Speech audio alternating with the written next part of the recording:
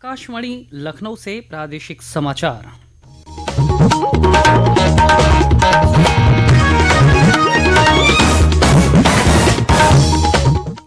मुख्य समाचार।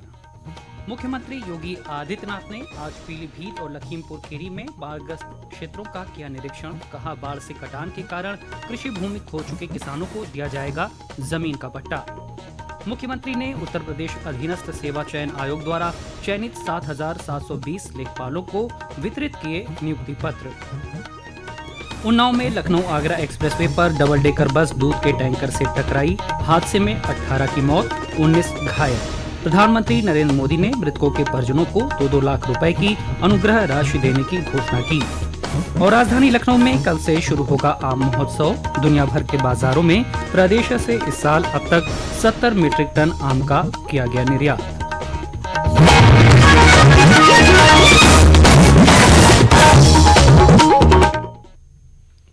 नमस्कार, प्रदेश के समाचारों के साथ मैं शैलेंद्र। मुख्यमंत्री योगी आदित्यनाथ ने आज पीलीभीत और लखीमपुर खीरी में बाढ़ग्रस्त क्षेत्रों का स्थलीय निरीक्षण किया और बाढ़ प्रभावित लोगों को राहत सामग्री भी वितरित की। मुख्यमंत्री ने बाढ़ग्रस्त क्षेत्रों का हवाई सर्वेक्षण भी किया। इस मौके पर केंद्रीय राज्य मंत्री और पीलीभीत के सांसद जितिन प्रसाद भी मौजूद रहे। मुख्यमंत्री ने बाढ़ प्रभावित क्षेत्रों में संचालित राहत कार्यों को लेकर समीक्षा बैठक की और अधिकारियों को बचाव और राहत कार्य युद्ध स्तर पर संचालित करने के निर्देश दिए। उन्होंने कहा कि संकट की इस घड़ी में सरकार की ओर से हर संभव सहायता प्रदान की जाएगी। मुख्यमंत्री ने अधिकारियों और जनप्रतिनिधियों को कुशलतापूर्वक राहत कार्य संचालित करने के निर्देश भी दिए। पीलीभीत में मुख्यमंत्री ने कहा कि नदियां उथली होने से बाढ़ आती है, इसलिए नदियों का चैनलाइजेशन कराने के निर्देश विभागीय मंत्री को दिए गए हैं। उन्होंने कहा कि अगर किसी भी किसान की कृषि योग्य जमीन नदी में कट जाती है तो उस किसान को तुरंत जमीन का पट्टा दिया जाएगा। इसके लिए प्रशासनिक अधिकारियों से जमीन तलाशने को कहा गया है। मुख्यमंत्री ने कहा कि इस वक्त प्रदेश के 12 जनपद बाढ़ से प्रभावित हैं।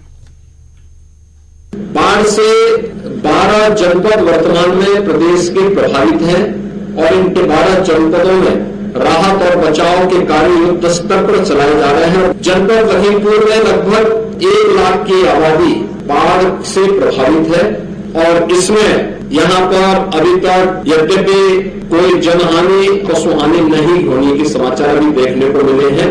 बचाव के लिए हम लोगों ने एनडीआरएफ, एसडीआरएफ, पीएससी की यूनिट इन सबको जो लगाया ही है। स्थानीय गोताखोर भी है। हर ग्राम पंचायत में नौकाओं की व्यवस्था के लिए भी कहा गया है। यहाँ पर 38 बाढ़ चौकियां भी स्थापित की गई है। प्रदेश में लगातार हो रही बारिश और बांधों से पानी छोड़े जाने के कारण लखीमपुर खीरी में शारदा नदी, बाराबंकी और अयोध्या में घाघरा, बलरामपुर में राप्ती, सिद्धार्थनगर में बूढ़ी राप्ती और गोंडा में कौनो नदी खतरे के निशान से ऊपर बह रही है। वहीं बदायूं में गंगा, बलिया श्रावस्ती में घाघरा, सिद्धार्थनगर और गोरखपुर में राप्ती खतरे के निशान से महज आधा मीटर नीचे बह रही है। पेश है हमारे प्रतिनिधि की रिपोर्ट।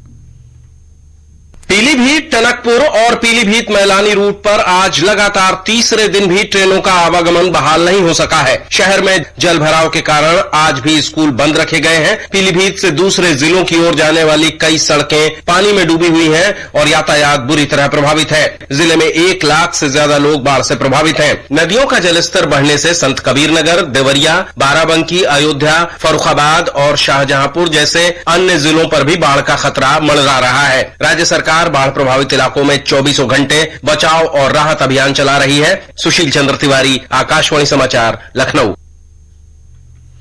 वहीं मौसम विभाग की ओर से प्रदेश में भारी बारिश का ऑरेंज अलर्ट जारी किया गया है। विभाग का पूर्वानुमान है कि कल पूर्वी और पश्चिमी उत्तर प्रदेश के अलग अलग हिस्सों में भारी बारिश हो सकती है।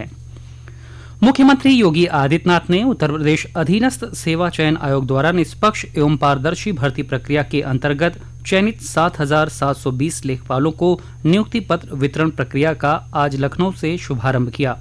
इस मौके पर मुख्यमंत्री ने कहा कि युवाओं का विश्वास हमारी सबसे बड़ी पूंजी है। उनके हितों के लिए सरकार पूरी ताकत लगा रही है। उन्होंने सभी चयनित लेखपालों को बधाई एवं उज्जवल भविष्य के लिए शुभकामनाएं भी दी। उन्होंने कहा कि प्रदेश में स्वरोजगार के लिए केंद्र सरकार और राज्य सरकार की कल्याणकारी योजनाओं का तेजी से क्रियान्वयन किया गया है। इन योजनाओं के फलस्वरूप 62 लाख से अधिक युवाओं को रोजगार से जोड़ने का काम किया गया है। मुख्यमंत्री ने कहा कि अभी 4700 नई नियुक्तियों के लिए अधियाचन भेजा जा चुका है, बहुत शीघ्र उसे भी पूरा किया जाएगा। एक प्रक्रिया है, इस 7720 लेखपालों की पद प्रदेश के अंदर भरे गए और मैं कह सकता हूं अधियाचन से लेकर के नियुक्ति पत्र वितरण की इस पूरी प्रक्रिया में चयन की प्रक्रिया हो या उनको नियुक्ति पत्र देकर के जिला आवंटित करने तक किसी को सिफारिश कराने की आवश्यकता नहीं पड़ी, क्योंकि उसे मालूम है, उसे विश्वास है और युवाओं का विश्वास हमारी सबसे बड़ी पूंजी है। इसी क्रम में प्रदेश भर में नियुक्ति पत्र वितरण कार्यक्रम आयोजित किए गए। प्रदेश सरकार के मंत्रियों और जनप्रतिनिधियों ने आजमगढ़ में 230, गोरखपुर में 209, देवरिया में, प्रतापगढ़ में 157, 144, आगरा में 97, झांसी में 110, हमीरपुर में 82, बलिया में 51 नव नियुक्तों को नियुक्ति पत्र सौंपे गए। ये समाचार आप आकाशवाणी लखनऊ से सुन रहे हैं। ताज़ा समाचार जानने के लिए आप हमारी वेबसाइट newsonair.gov.in पर लॉगिन कर सकते हैं। इसके साथ ही आप प्रादेशिक समाचारों का ये बुलेटिन हमारी YouTube channel news on AIR Lucknow पर भी सुन सकते हैं। उन्नाव जिले में बांगरमऊ के पास आज सुबह लखनऊ आगरा एक्सप्रेसवे पर एक डबल डेकर बस के दूध के टैंकर से टकराने से 18 लोगों की मौत हो गई, जबकि 19 लोग घायल हो गए। ये बस बिहार के सीतामढ़ी से दिल्ली आ रही थी।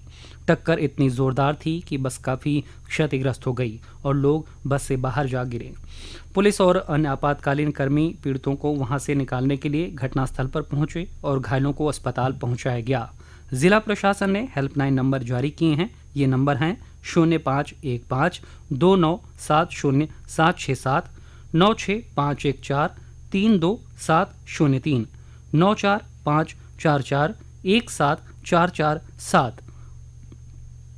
888 771 617 और 808 121 1289।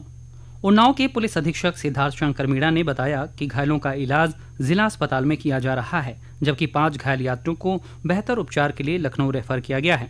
हादसे में जान गंवाने वालों के परिजनों को सूचित कर दिया गया है। राष्ट्रपति द्रौपदी मुर्मू और प्रधानमंत्री नरेंद्र मोदी और मुख्यमंत्री योगी आदित्यनाथ ने सड़क दुर्घटना में मरने वालों के प्रति दुख व्यक्त किया है। राष्ट्रपति मुर्मू ने सोशल मीडिया पोस्ट में कहा कि वे इस खबर से बेहद दुखी हैं।